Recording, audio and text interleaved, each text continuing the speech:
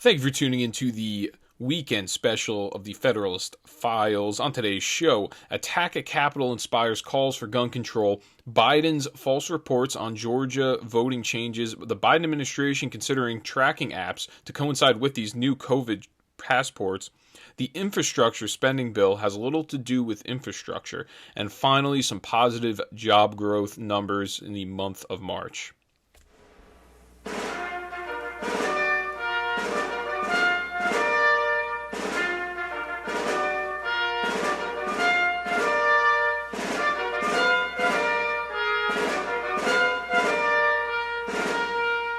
Is there anything to be read into sort of the rebranding of the Biden administration to the Biden and Harris administration?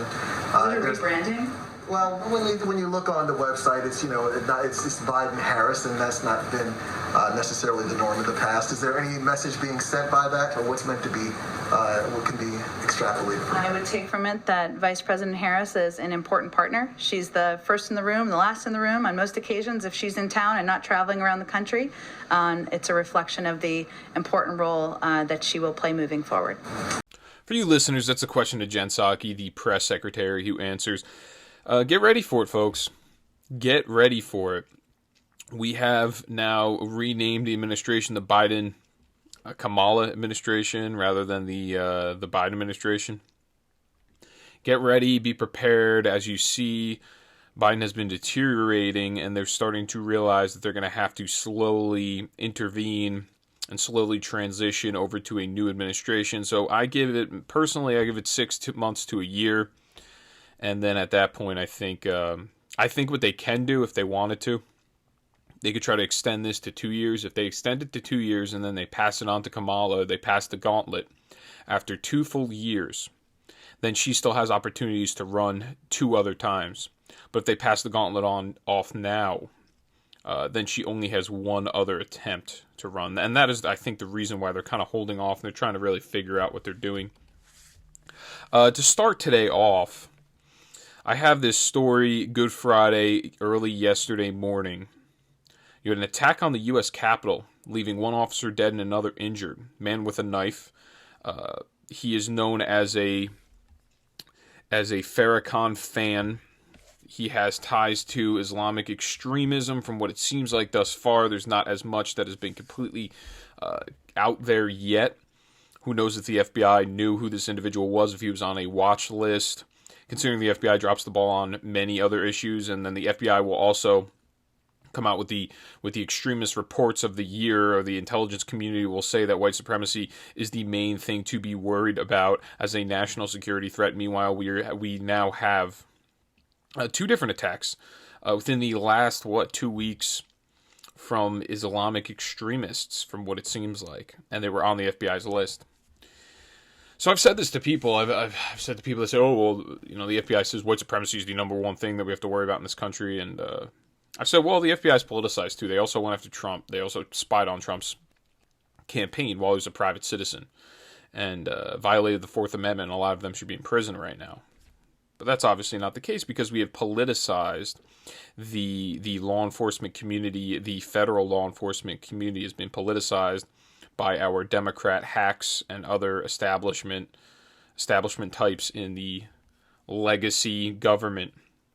So this individual, I'm not going to say his name. I don't want to give him any type of credence. I don't even know if he's still alive when he was shot dead. I guess he was shot dead then with a knife and lunged at officers when he was shot dead. So he had a knife. He plowed through 2 police officers before the crash into a barrier at the U.S. Capitol. So there was a mobilization of troops after this happened. There was the Capitol was kind of on lockdown. And it took a very, very good while for them to actually come out with who the person was, what their background was. And the reason for this is the media does not want you to know that it is somebody that is not a white person. At the end of the day, the media, they want, and they'll take any way to, once again, I don't like to sit here, I don't want to politicize all this while the bodies are still warm, but the media has to.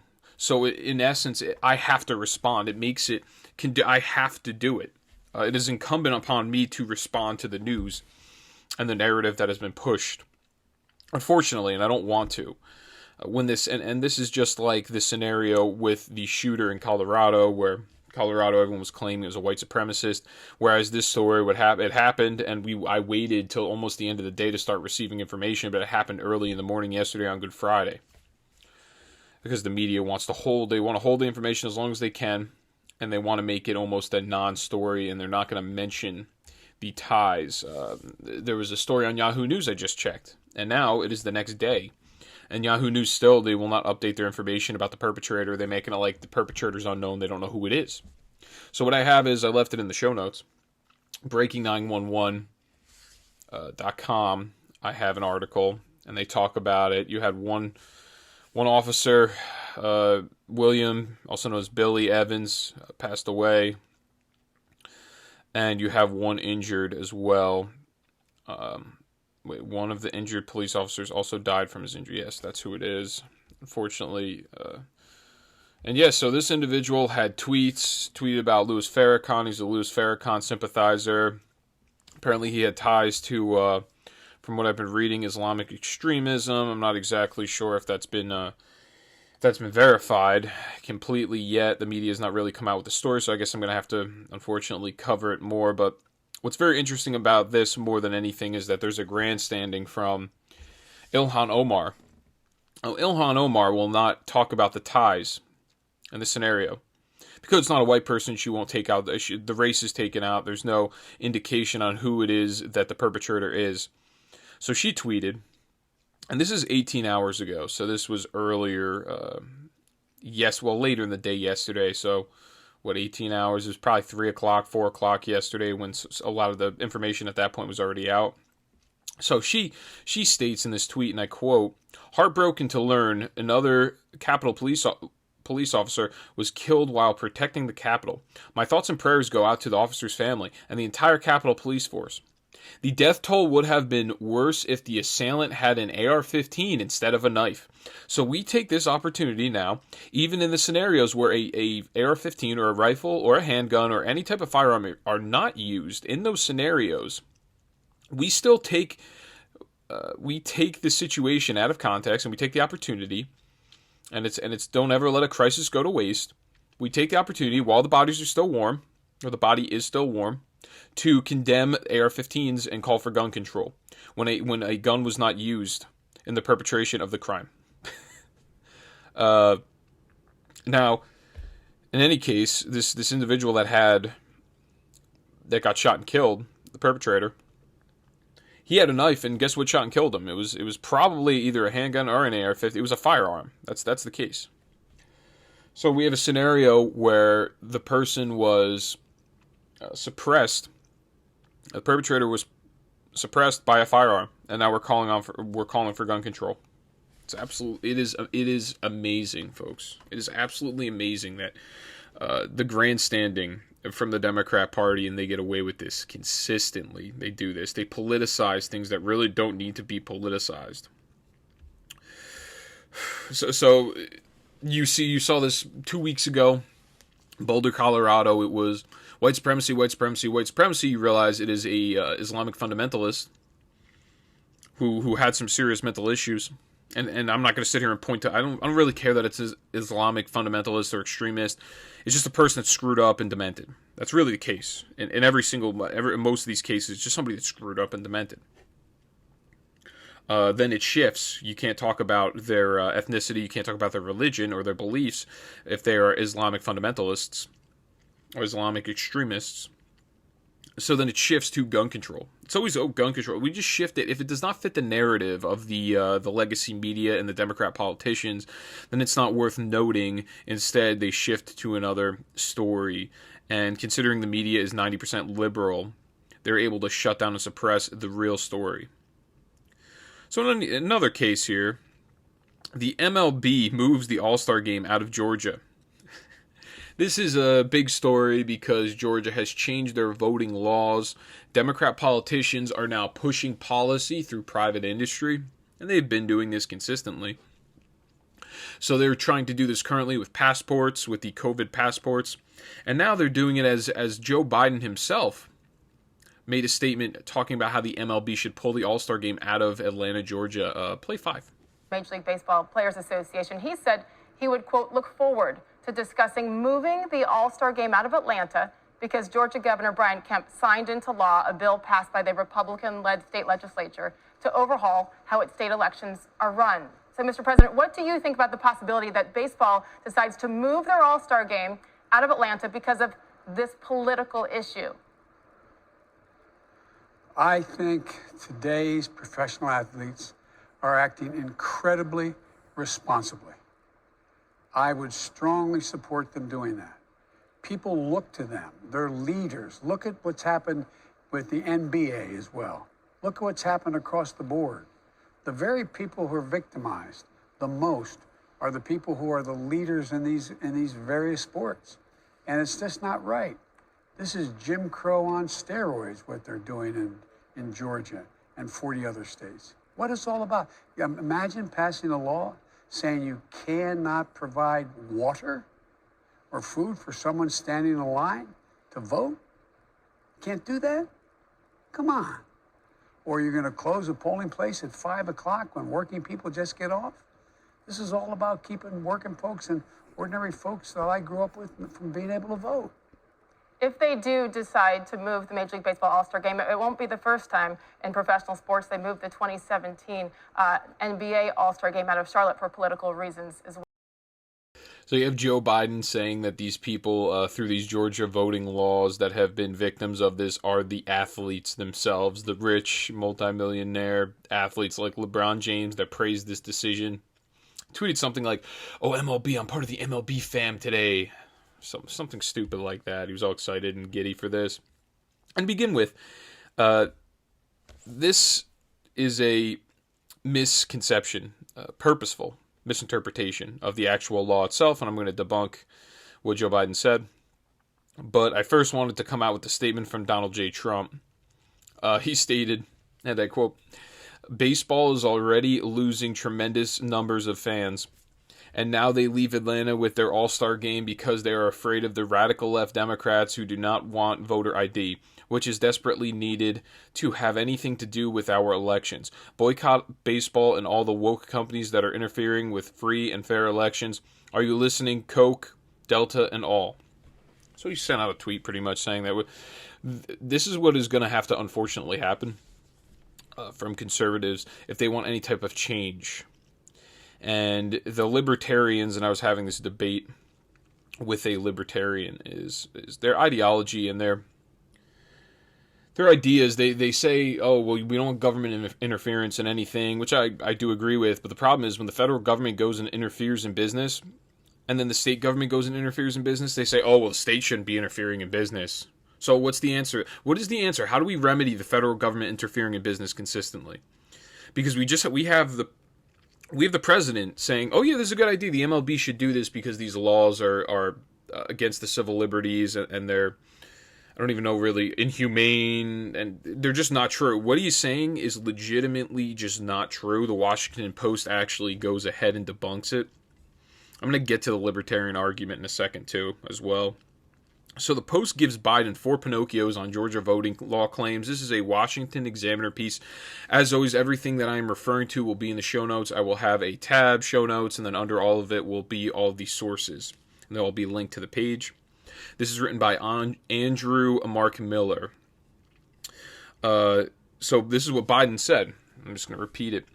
What I'm worried about is how un-American this whole initiative is. And this is him talking about the Georgia voting law. The left has characterized it as an attempt to limit voting. And this is what he says again. It's sick. Deciding that you're going to end voting at 5 o'clock when working people are just getting off of work. Among the outrageous parts of this new law, it ends voting hours early so people can't cast their vote after their shift is over.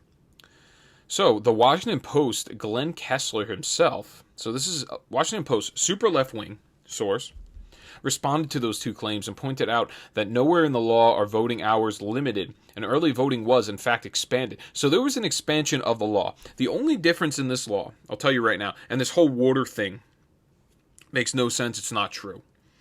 The idea that Democrats are saying, oh, you can't hand out water to people waiting in line. That's not the truth, folks. The case was you had people that were campaign staffers, people wearing Biden gear, or wearing Trump gear, walking around and handing out water bottles that also had a pamphlet on the water bottle talking about the candidate. You cannot do that. You cannot do that at the voting locations. I think there's actual law, there's state law to that, or actually I think it's federal law that mandates anybody that's like a campaign staffer or something and trying to campaign and tell people about their candidate, they are not allowed like 200 feet away from the facility or something like that. There's like a certain distance. You're not allowed to sit there and hand people water when it's hot outside and then say vote for this person right outside of the voting facility. They think that there's too much of a intimidation factor to that, or it's a coercion factor. They're attempting to win a vote over by giving out water. There's an obligation there, which I think personally is reasonable. What they did to remedy this, they decided to have self-service stations, water stations for people. Or if people want to hand out water, they just can't be like a campaign staffer. They can't be on the staff. They can't be hired through them. They can't be wearing any type of political jargon, political gear. They can't like walk around, talk about politics as they're handing out water. I don't think it's an unreasonable thing to do.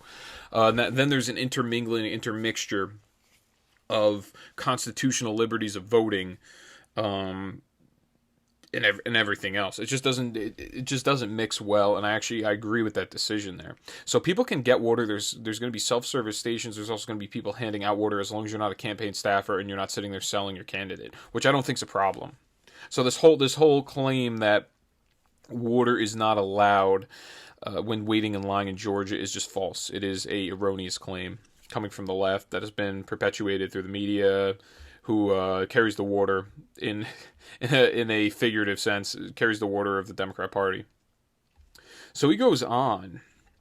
Let me see. The state law. He talked about among the outrageous parts of this state law, it ends voting hours early so working people can't cast their vote after their shift is over. Oh yeah, I already read that. Which is, once again, is a false claim. So now Glenn Kessler of the Washington Post goes on to debunk the false claims. And he writes, on Election Day in Georgia, polling places are open from 7 a.m. to 7 p.m., and if you are in line by 7 p.m., you are allowed to cast your ballot. Nothing in the new law changes those rules. However, the law did make some changes to early voting, but experts say the net effect was to expand the opportunities to vote for most Georgians, not limit them. He's going to go on.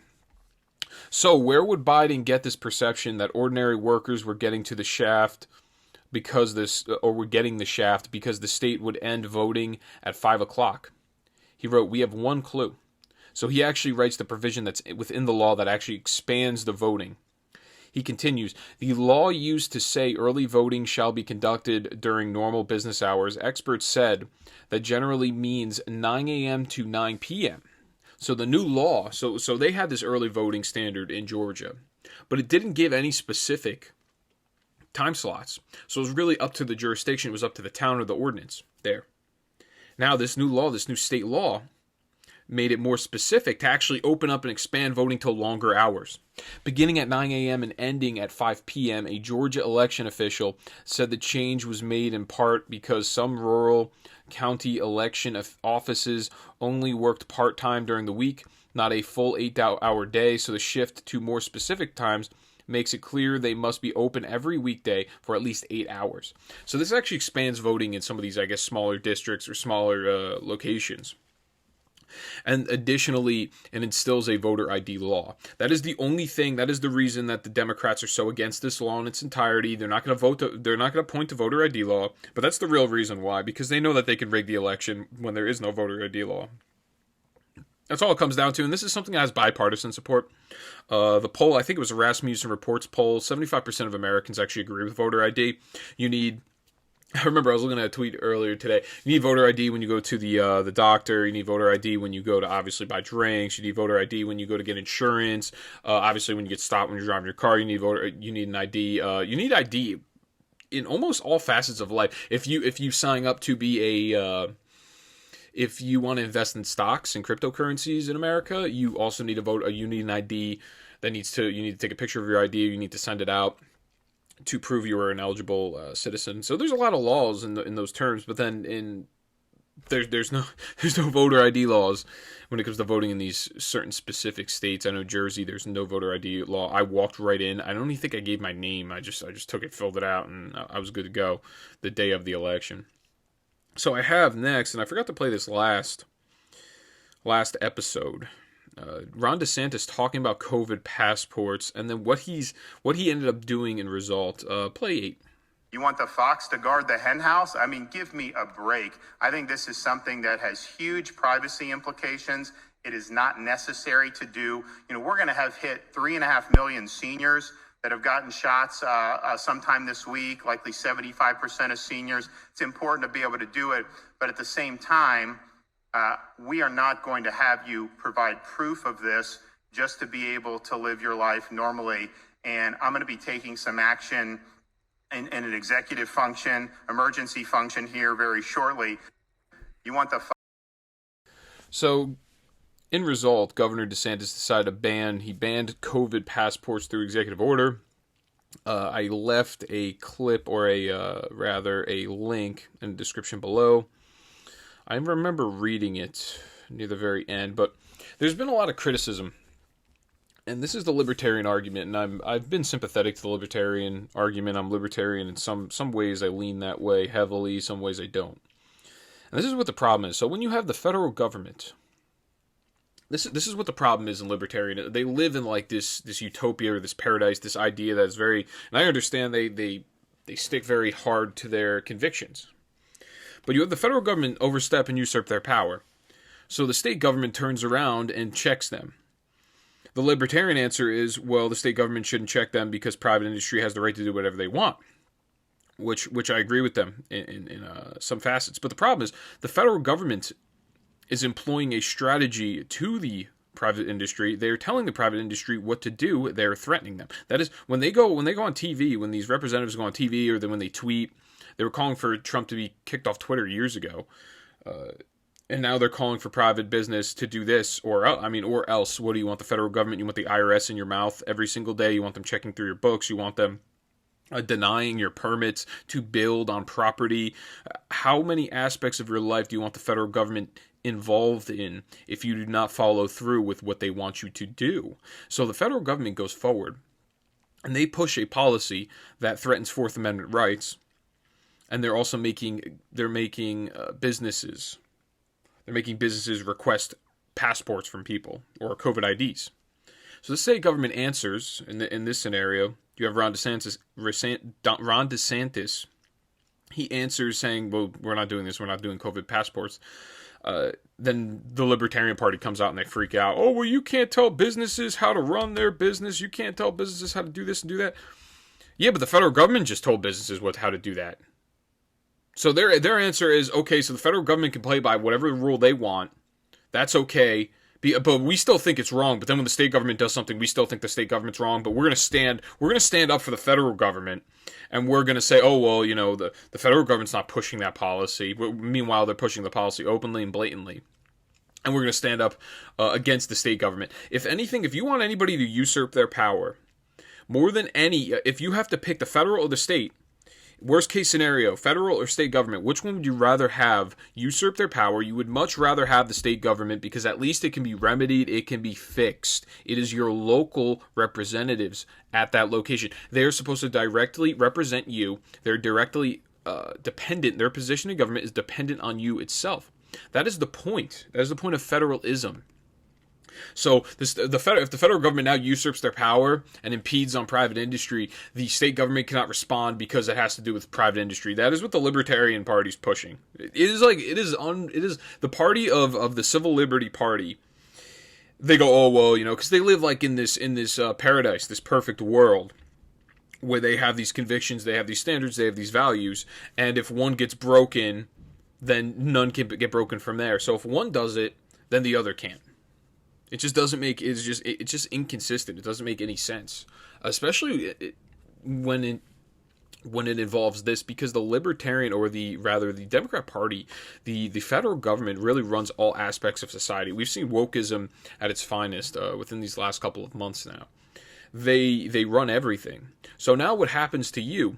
You cannot live in polite society unless if you have a COVID vaccination report. You're not allowed to go to ShopRite. You're not allowed to go anywhere. No franchise. You can't go anywhere to eat. You can't do anything in your life in all aspects. So at that point, what kind of liberty do you have? What kind of freedom do you have?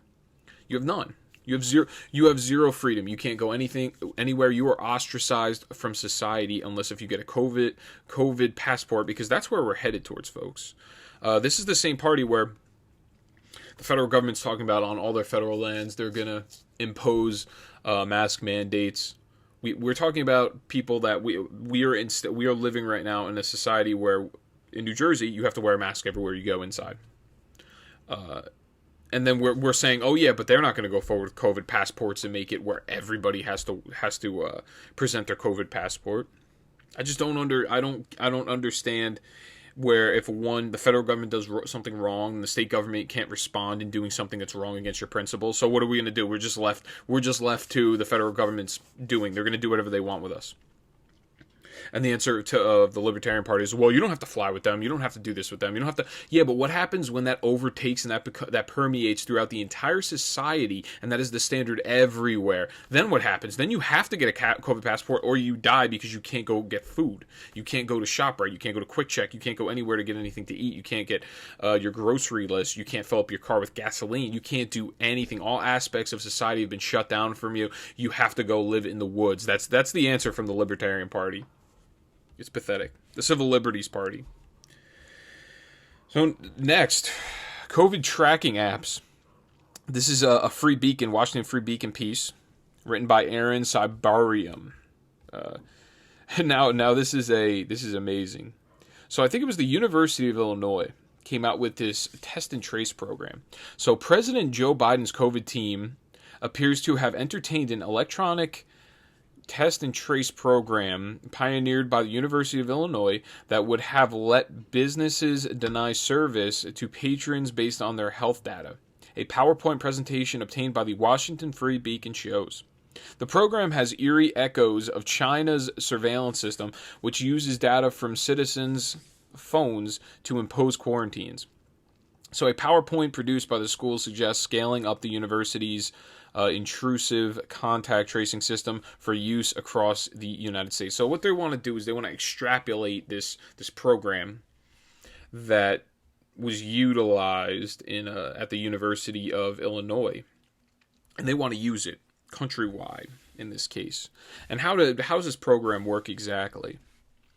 Its file name, Shield Biden COVID Team. So that's the name of the actual file that they sent to the Biden team. Indicates that it was presented to the Biden team in December amid an ongoing search for solutions to seemingly insoluble problem.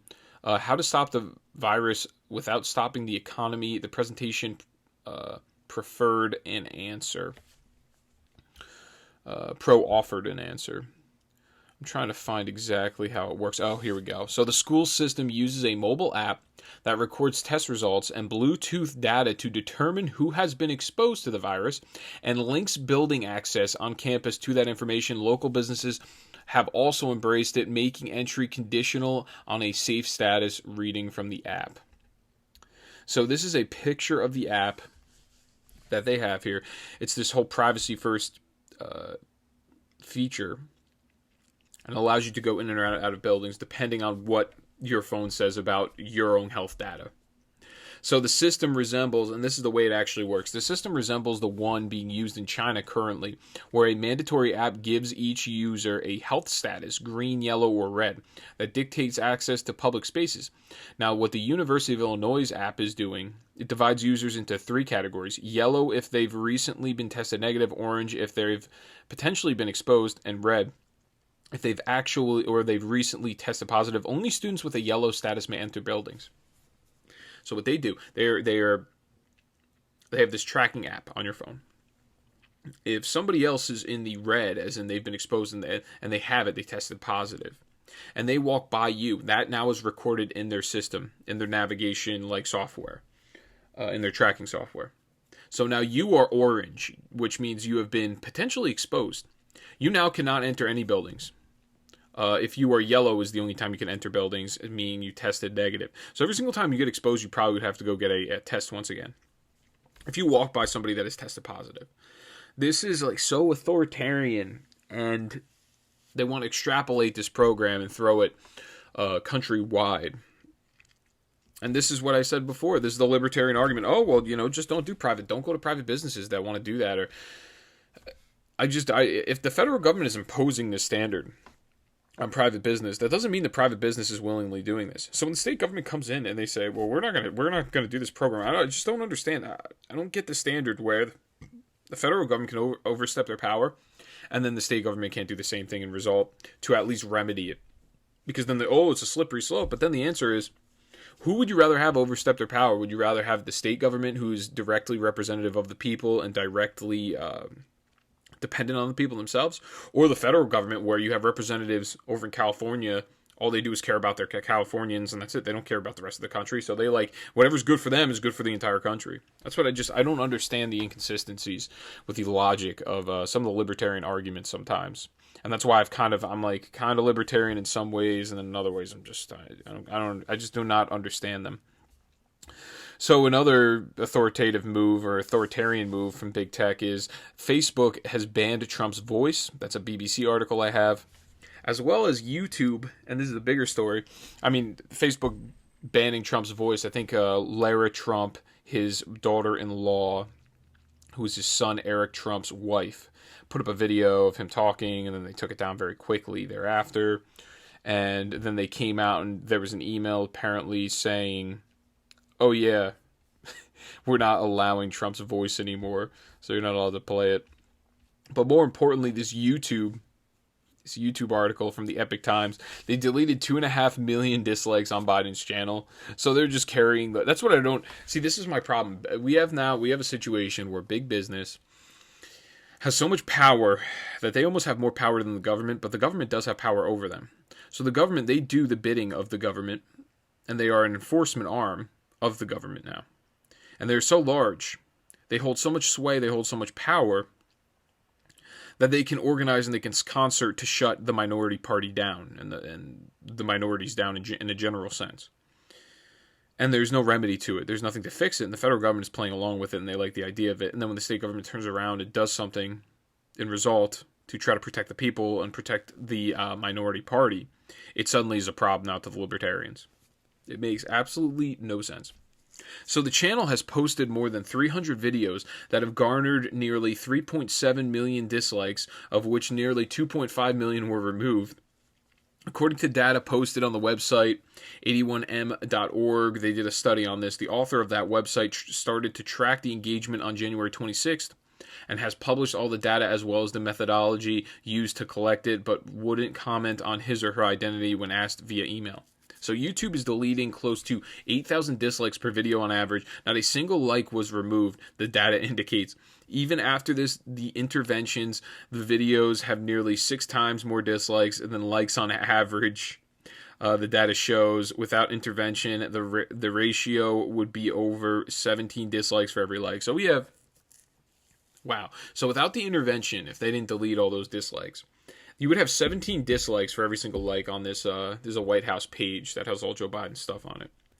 So the media and the big tech corporations are concerting with the current administration to make sure that all negative comments, all negativity, or a very large portion of negativity going towards the current administration is not seen. This is propaganda at its fullest. You do not want it to be seen that there are people that dislike the current administration and disagree with the current administration. And that's what YouTube is doing. YouTube is taking off those dislikes off of his channel.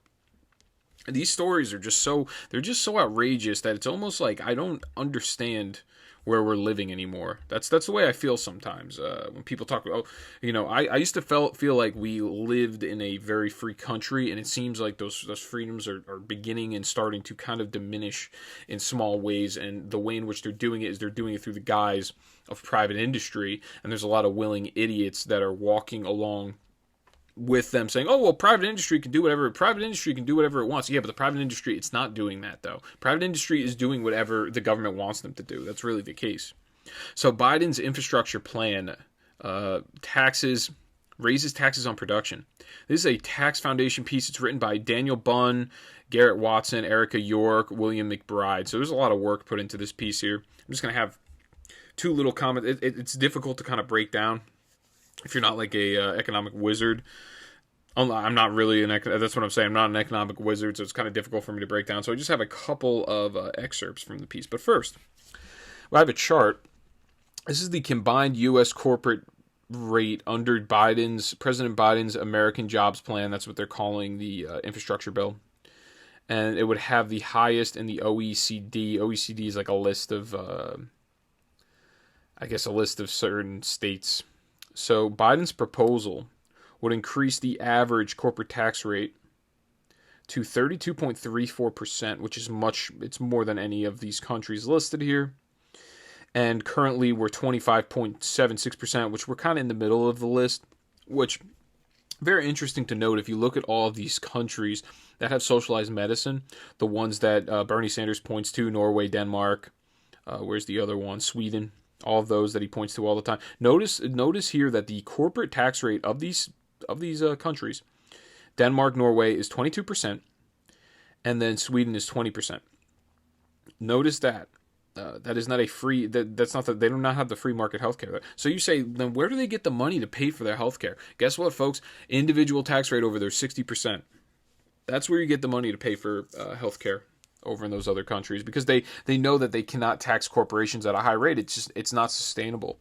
So if you guys want free, all you far left liberals over there, you want free healthcare, federalized healthcare, just look forward to paying 60% and having all the corporations get away with 20% tax rates. And I know that you guys hate big corporations. You hate corporations making money. You hate people that are successful and do well in their lives and work really hard and put food on the table and then help employ others and help them be successful as well and build their growth, build their company up and employ more and more people. I know you hate that. That makes you very angry. Just keep in mind with a federalized healthcare system, what they're going to have to do is they're going to have to keep the corporate tax rate very low, and then they're going to have to raise the tax rate on individual income. You will be paying 60%. Have fun with that. So raising the federal corporate tax rate 7% percentage points would reduce the after-tax rate of return on corporate investment in America, resulting in less investment, less productivity, fewer jobs, and lower wages. We estimate that raising the federal corporate tax rate to 28% would reduce long-run economic output by 0.8%, eliminate 159,000 jobs, and reduce wages by 0.7%. So a raise of the corporate tax rate is not conducive to the rest of us here in America. You'll lose jobs. They're not going to have as much output because you're giving more money into the government instead of being able to reinvest in your company. Workers across the income scale would bear much of the tax increase. For example, the bottom 20% of earners would on average see a 1.5% drop in after-tax income in the long run. Because once you tax corporations, the corporations are going to give you less of they're going to give you less of raises. You're not going to see the same money that you would see otherwise. And this is the more important part of the piece. I'm going to get into it a little bit. The American Jobs Plan. Biden infrastructure plan would raise taxes on corporations in several ways, and this is very interesting. It will increase the federal tax rate from 21 to 28% and tighten inversion regulations. You say inversion regulations. What's that? So, raise the tax on global intangible low tax income. So you say, what the heck is global intangible low tax income? To 21%. Calculate it on a country-by-country basis and eliminate the exemption of 10% return on tangible investment abroad. So if you put money, in this case, you having any income coming from another country, it will make it more difficult for you to export goods from America to another country because that's now considered a global intangible tax that they're going to hit you with. Before we had a system where it was a little lower. And this has nothing to do with shipping jobs out. This is us making products in the USA and sending it to other countries. They're going to increase that tax, which before was 10%. They're going to increase it to 21%. So it's almost like a tariff. The tariffs of us making goods here and sending them out to other countries, they're going to increase that tax rate for us. So we bring in less money into America, and we're actually, what it causes is more jobs to get shipped to another country.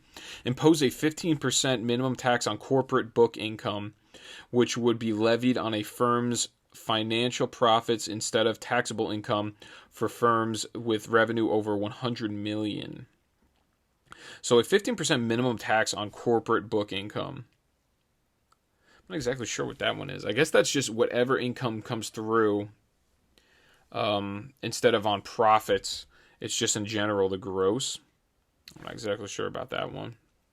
Repeal the foreign-derived intangible income deduction, which incentivized firms to move intellectual property into the U.S. So what they want to do is they want to actually have they have this deduction if you bring in intellectual property into the United States, you have kind of a deduction, you get a tax break for it. They're going to remove that and get rid of that. So now people are going to take all of their stuff and they're going to move it to foreign countries, in essence, because then what's the point? Provide a tax credit for certain onshoring activity and deny expense deduction on jobs that were offshored. Increase corporate tax enforcement, eliminate certain deductions and credits for the fossil fuel industry, which doesn't surprise anybody.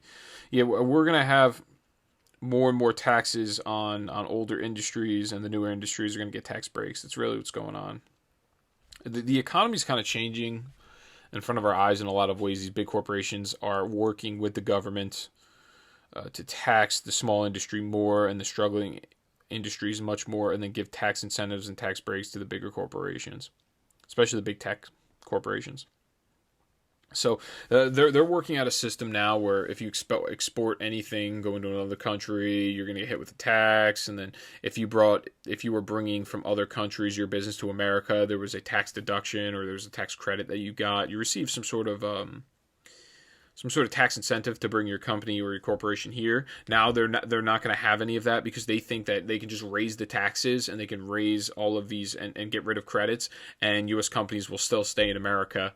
And then on top of that, they're going to try to raise like minimum wage. They're going to keep raising things and just thinking that all these corporations are just going to stay here and aren't going to go and offshore their business or take it somewhere else to another country. That's really what they're imposing through this plan here.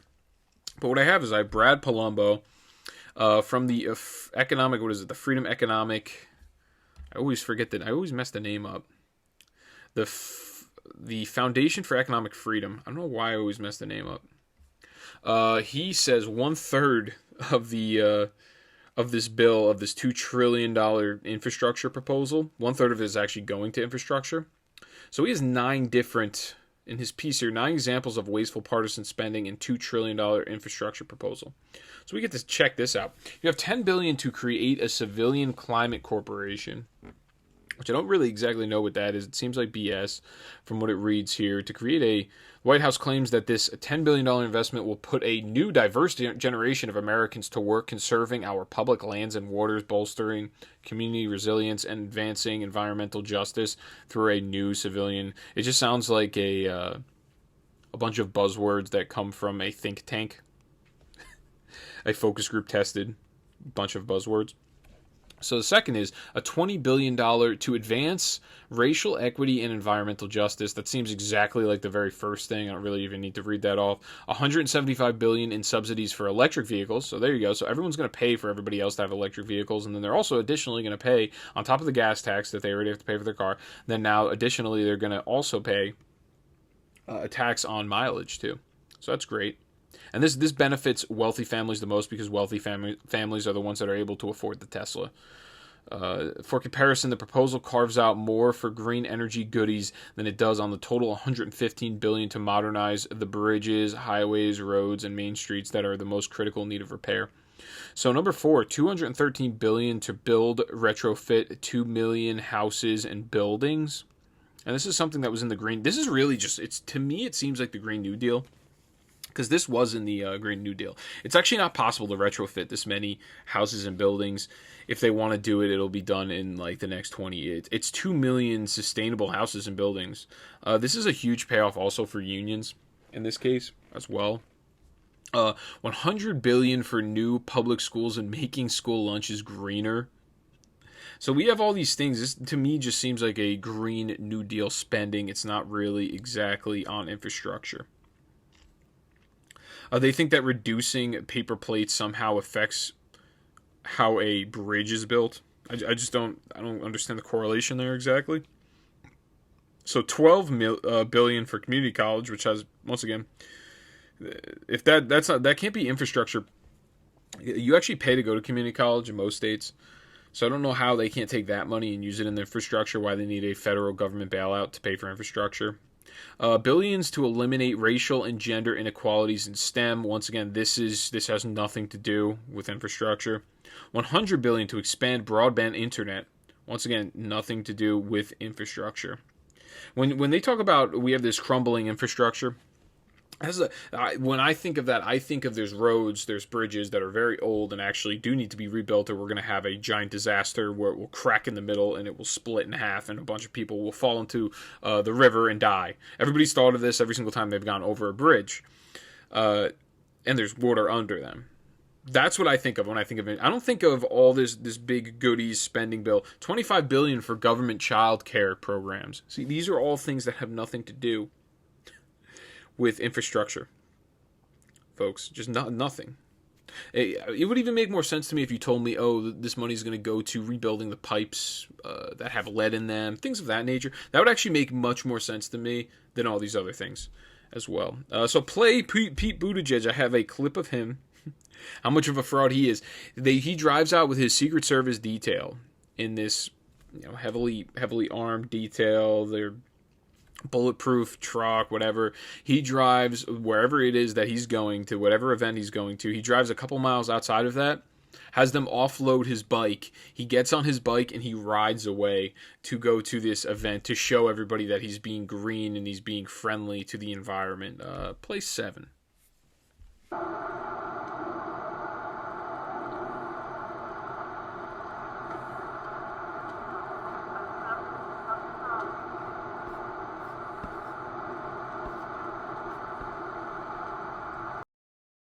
So that's great. There is the grandstanding, the sanctimoniousness of your transportation secretary. He hops on a bike. Those that are listening, he hops on a bike, just rides away like an idiot.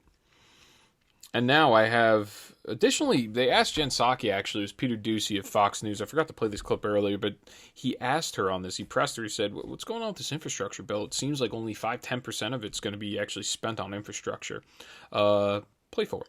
One of the most colorful examples that the president used yesterday, he asked if people remembered a bridge going down, but only 5% of the spending in this package goes towards roads and bridges, and I'm curious why that number is so low and something that is being sold as an infrastructure package.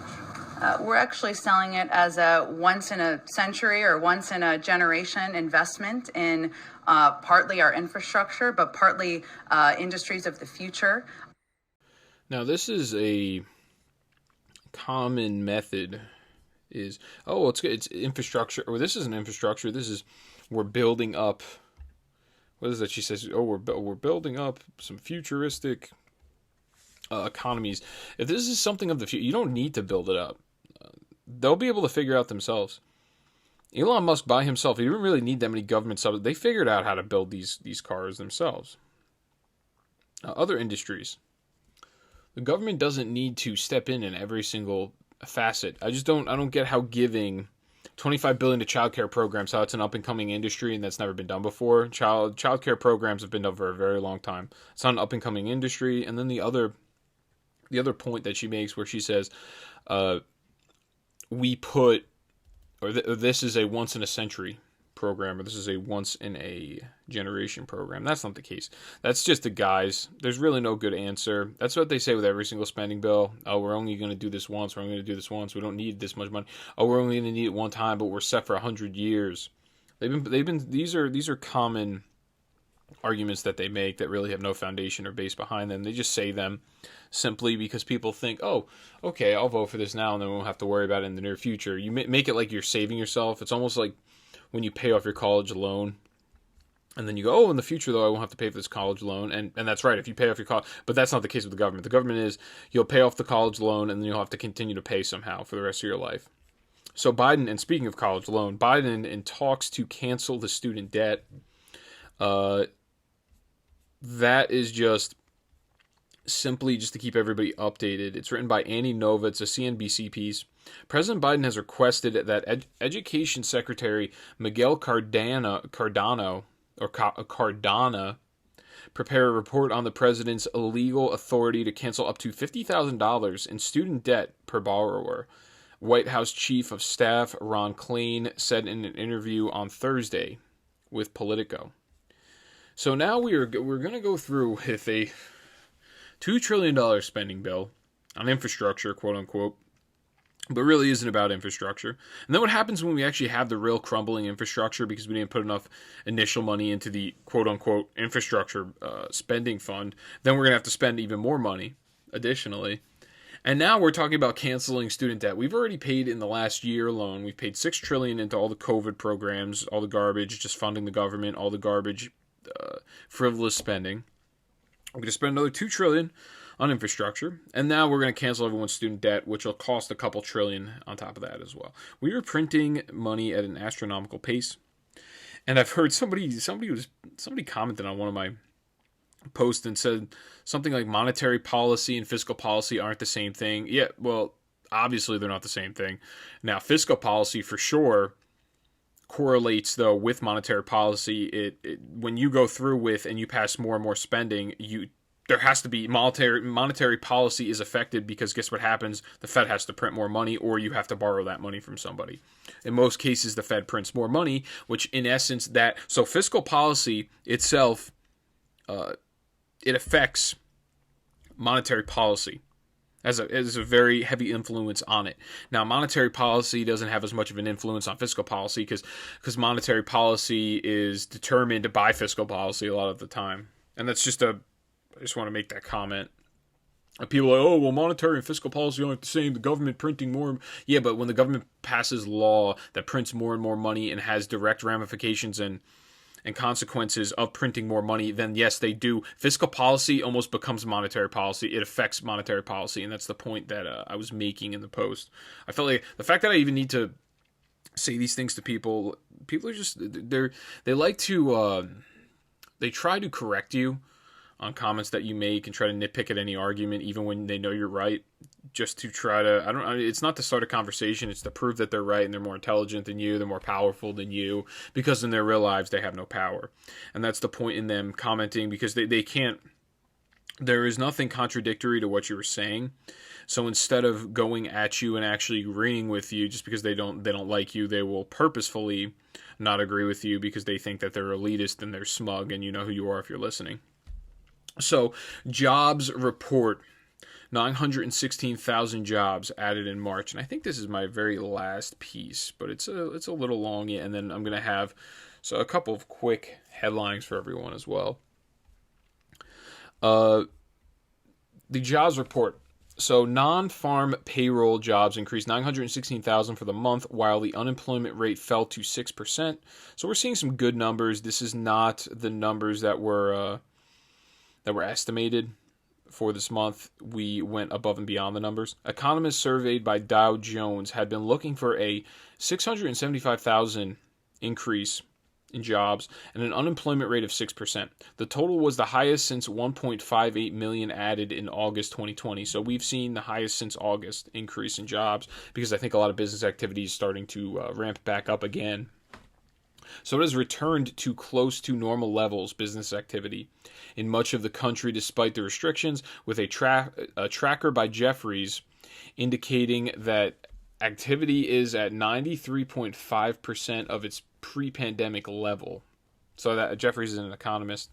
So we're looking pretty decent. We're still not fully ramped up. We're not at 100%, but 93.5% is pretty solid. Data from Homebase shows that employees' hours working and hours worked both gained sharply over the past month, with significant improvements in both hospitality and entertainment. Those have been the hardest hit sectors, but have improved over the past 2 months as governments have loosened up on some of the harshest restrictions on activity. The pace of gains, combined with the unprecedented level of government stimulus, has kindled worries about inflation through Federal Reserve officials say any increase will be temporary. So this is what's very interesting about this. So it seems like, I think it even says in this piece that they're not going to ramp up interest rates, which could inflate the currency heavily. So the Fed is keeping a close eye on the jobs data, but policymakers have said repeatedly that even with the recent improvements, the labor market is nowhere near a point that would push the central bank into raising interest rates. Central bank meaning the Fed. However, several economists speculated that the March jobs numbers could push the Fed into slowing the pace of its monthly asset purchase program by the end of the year. And this is Joseph Brisoulas, a chief economist at RSM. He says, and I quote, "While the gaudy hiring numbers for March won't lead to an immediate policy shift, if the economy puts together a string of months like what we've seen in March, it will only be a matter of time before expectations on the start of Fed tapering will move up to late 2021, also pulling forward market expectations for the first interest rate hike into the latter part of 2023. End quote. So he's referring, if we continue to see these job numbers and we continue to see a successful economy that we move, it's not going to be a quick policy shift. Apparently, from what he thinks, is the very end of 2023. That's when we're going to start to see the first interest rate hike. We have to get the economy out of where it is now. We have to get people employed, which could cause an inflation rate increase. And then once we hit interest rates, once we hit 2023, then they'll raise interest rates. The Fed already has said themselves that we're not interested in raising interest rates until the very end of 2021, if we're even going to do that. And he's predicting, this economist himself, 2023 is when they're going to actually do it, because if they attempt to even raise the rates a little bit, everything's going to crash, is what he's saying. The Fed currently is buying at least $120 billion of bonds each month while it holds short-term borrowing rates near zero. So that's what's going to cause...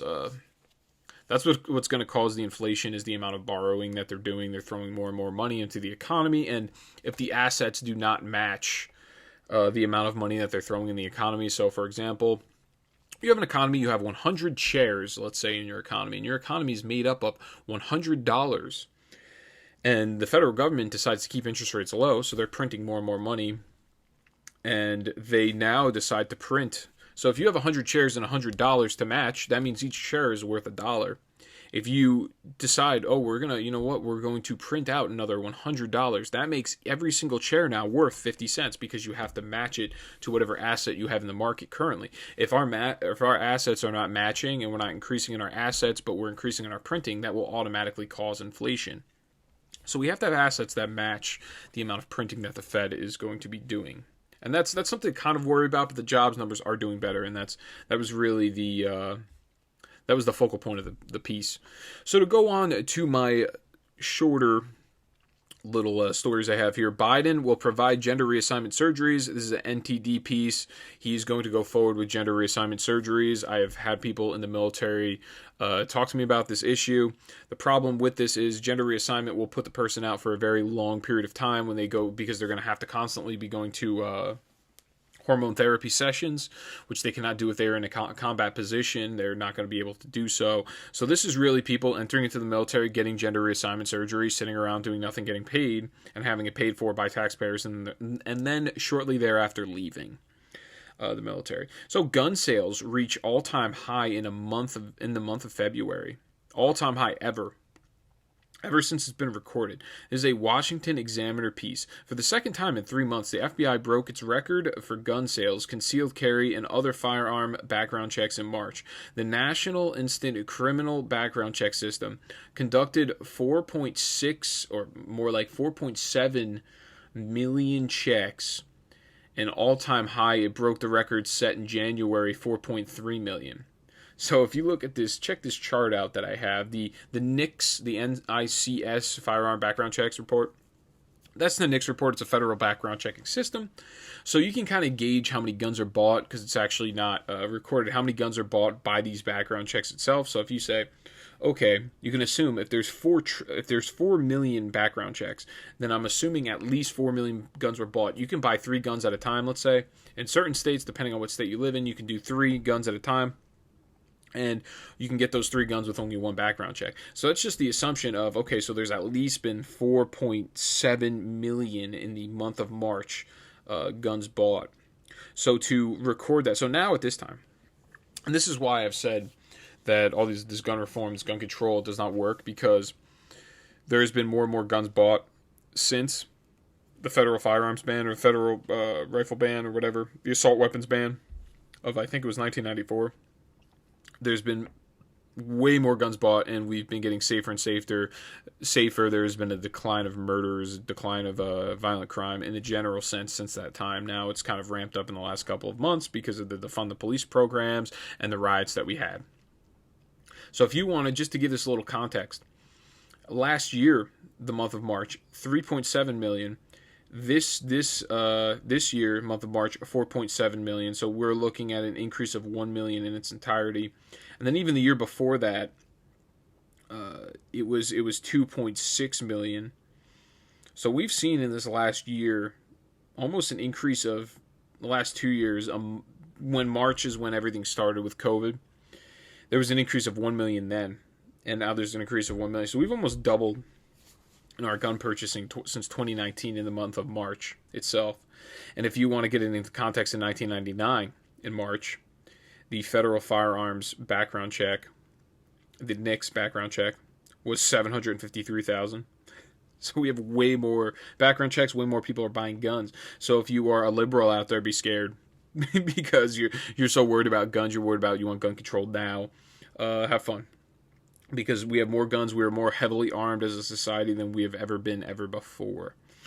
The last year it was 39 million, almost 40 million NICS background checks, and in 1999 it was 9 million. We see an increase of 2019, it was 28 million firearm background checks, and in 2020 it was 39 million. And that's probably partially for a couple of different reasons. The riots, I'm sure, inspired some of that as well. That's when we really saw, from what it looks like here, we saw a pretty big ramp up during that time. Because people were actually worried for their lives. Because the government's not protecting them. The government's doing what they're not doing their specific job that is written out in the Constitution. So here's another one here. Chief Patrol Agent Brian Hastings confirms the arrest of many gang members and sex offenders at the border. And this is a tweet that he directly put out. He says, crossing our borders, within the copious amounts of groups being encountered in RGV, a Salvadorian man with a prior conviction for murder was discovered. To this date, RGV agents have arrested over 861 criminal aliens, to include 63 gang members and 92 sex offenders. So to this year, to the date, at this point, so we've been through 3 months of 2021. 861 criminal aliens have already been arrested, 63 of them being gang members and 92 of them being sex offenders. So we got to watch out for that, obviously. So this idea, the left saying that there's no sex offenders, there's no sex trafficking at the border, there's not a true crisis at the border, they just make it up. It's not true. The numbers just do not indicate that. U.S. athletes permitted to protest national anthem during the Olympics. That's a Bongino piece. As you know, I probably won't be watching the MLB. I don't really watch much of it before. I won't be watching the MLB, won't be watching the Olympics. We're going to have people going out there just taking these while the United States national anthem's playing. Yeah, in America, you have your freedom to express yourself. That sounds good, but at the end of the day, if you're going to represent the United States of America on the world scale internationally, and then you're going to take a knee during national anthem, you just shouldn't even be there. You just shouldn't play, because then you're not proud. You just don't care for you. There's no pride of country. You just don't care for your country at that point. You might as well not even. Why would you represent the United States? Go represent another country. New census data shows homeschooling tripled during the pandemic. That is also a foundation of economic freedom piece. That one's very interesting. It is families, they're finding that they can instill these because the homeschooling kind of used that, not homeschooling, but private schooling was expensive for middle-class families. So now they're finding out that they can do these homeschooling pods, which are 50% cheaper than sending your kid to private school. What you do is you have all your kids, you round them all up, and then they do homeschooling from that scenario in like a little classroom, so they're not indoctrinated into leftist groupthink. And then additionally, you don't really have to worry about these school closures or what have you. You teach your kids on your own time. So to end, and this one's just hilarious, and this is a big story, I think, over the last, well, it's not a big story, but Biden staffers fired for weed usage, but not Kamala Harris, and that is also a foundation of economic freedom piece as well. So they got rid of a bunch of Biden staffers that claimed that they smoked weed, and a lot of them claimed that they were smoking weed in states where it is legal to smoke weed. But they all got fired for their weed usage, whereas Kamala Harris, who said she smoked weed, and that's another thing, they smoked weed a long time ago, these people. Kamala Harris that claimed, and in all honesty, I think she just said that for the viewers. She said it to win over people. She was on the Breakfast Club. Everyone goes on there and just fawns, or just what's the word exactly?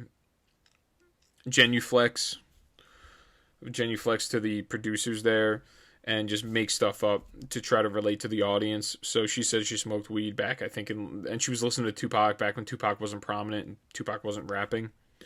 So that's it for this one. I greatly appreciate everyone tuning in. Please drop the mic, let people know about the podcast. And that's really it. I greatly appreciate everyone tuning in. Just some housekeeping this coming week now. I will not be doing the Federalist paper podcast Monday or Friday, but I will still be coming out on Tuesday night, early Wednesday morning with the current event as well as the weekend special. So I greatly appreciate it, and I will see you all on Tuesday. Thank you.